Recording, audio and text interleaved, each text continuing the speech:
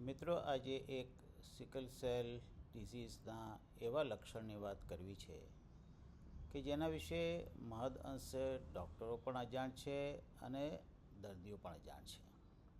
ચાલો વાત કરીએ નમ્બ ચીન સિન્ડ્રોમ. નમ્બ એટલે જુઠ્ઠું, ચીન એટલે જડબું. જ્યારે જડબું જુઠ્ઠું લાગે એવી પરિસ્થિતિનું નિર્માણ થાય તો એને કહેવામાં આવે છે નમ્બ ચીન સિન્ડ્રોમ. મિત્રો, ઘણી વખતે દર્દી જે છે એને અતિશય દુખાવો થાય છે અને દુખાવો થાય તે વખતે આ એક ફરિયાદ દર્દી લઈને આવે છે અને પોતાને આશ્ચર્ય પણ થાય છે કે આમ કેમ થઈ ગયું. એને જડબું થોડું જાડું જાડું લાગે, જૂઠું જૂઠું લાગે, હોઠ પણ થોડા જાડા અને જૂઠા લાગે, એને મોઢું ખોલવામાં થોડી તકલીફ પડે, એને ચાવવામાં તકલીફ પડે. આ જે છે આ થવાનું કારણ શું?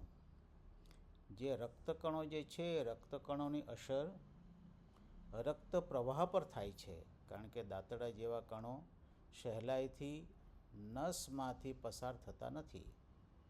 માટે જડબાની જે નસ હોય, જડબાની જે ચેતા હોય, એના ઉપર જ્યારે અસર થાય આ સિકલ સેલને કારણે, તો જે પરિસ્થિતિનું નિર્માણ થાય છે એને કહેવામાં આવે છે નમ્બ ચીન સિન્ડ્રોમ.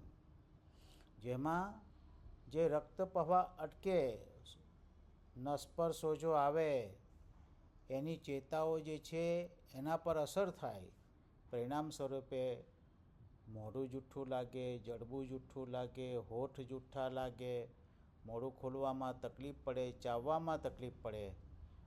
યાદ રાખવા જેવી એટલી જ મહત્ત્વની વાત છે કે આ લક્ષણ પ્રત્યે બેધ્યાન રહેશો નહીં. કેમ?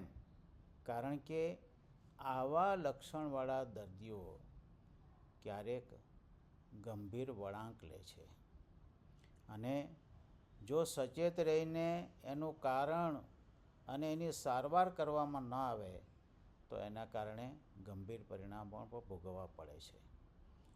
આ માહિતી આપને એટલા માટે આપું છું કે જેથી કરીને એક દર્દી તરીકે, સારવાર કરતા કર્મી તરીકે આપને આ લક્ષણનો પૂરેપૂરો ખ્યાલ હોવો જોઈએ.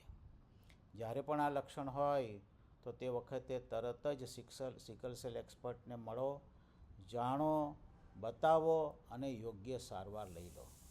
મોટાભાગે આ નમ્બ ચીન સિન્ડ્રોમ જે છે એના લક્ષણો જતાં કોઈને 7 દિવસ લાગે, કોઈને 15 દિવસ લાગે, કોઈને મહિનો લાગે ને કોઈને 3 મહિના પણ લાગે.